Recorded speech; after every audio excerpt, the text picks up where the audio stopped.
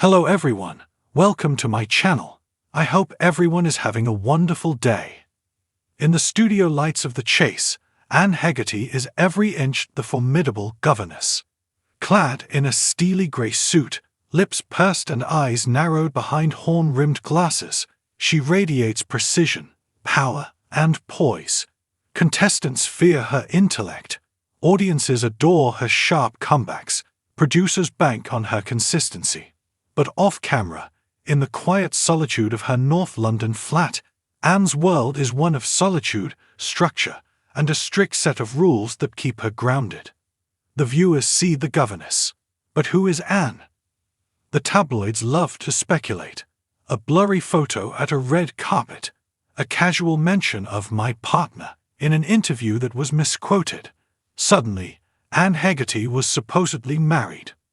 The truth: she had never been married, never even had a long-term relationship. "I'm not against love," she once told a Sunday supplement, "but I'd need someone who understands me, and more importantly, someone I can understand." When a cheeky fan tweeted a photoshopped wedding invite for Anne and fellow chaser Mark Labbett, jokingly titled "Brains and Brawn," the image went viral. Anne laughed. Mark laughed. ITV had to put out a statement denying any romance. Behind the scenes, however, Anne was stunned, not by the joke itself, but by the sudden awareness that her private, carefully constructed life had become public property.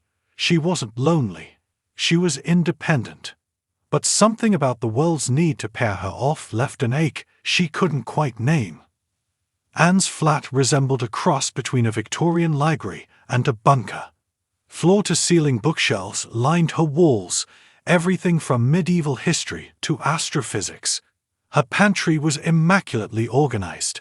Tea, tins, and toast sat in neat military rows. Anne had always been like this.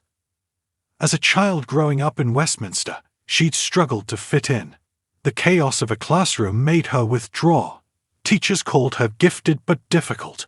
She couldn't handle change. She memorized things obsessively. She corrected adults with facts they didn't want to hear. "You'll make a wonderful librarian one day," one teacher had once muttered. But Anne didn't want to file information. She wanted to conquer it. At 17, she read her first Encyclopedia Britannica from cover to cover. By 22, she could rattle off the complete list of English monarchs backwards. Her brain, she knew, wasn't just a gift. It was a weapon.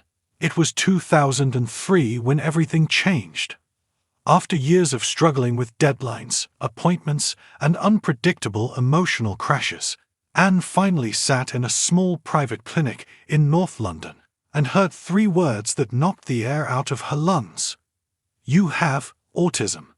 Specifically, Asperger's syndrome. She was 46. Her first reaction was relief.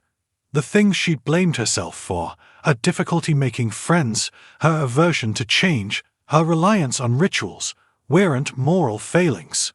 They were neurological. Her second reaction was grief.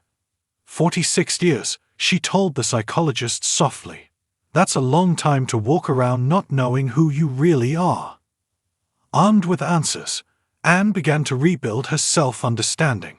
She read medical journals, joined online forums, even began speaking at conferences on late-diagnosed women. She wasn't broken. She was different. In 2010, when The Chase casting director scouted for brilliant minds, Anne was hesitant. She'd been working as a freelance proofreader and quizzer, content in her structured solitude. But Mark Labbett recommended her personally.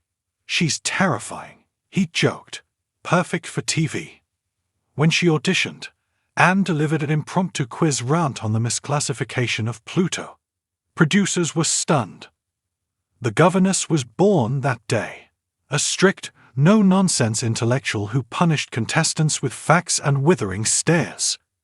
Anne embraced the role, but it wasn't a performance. It was a polished version of the woman who had always existed beneath the surface.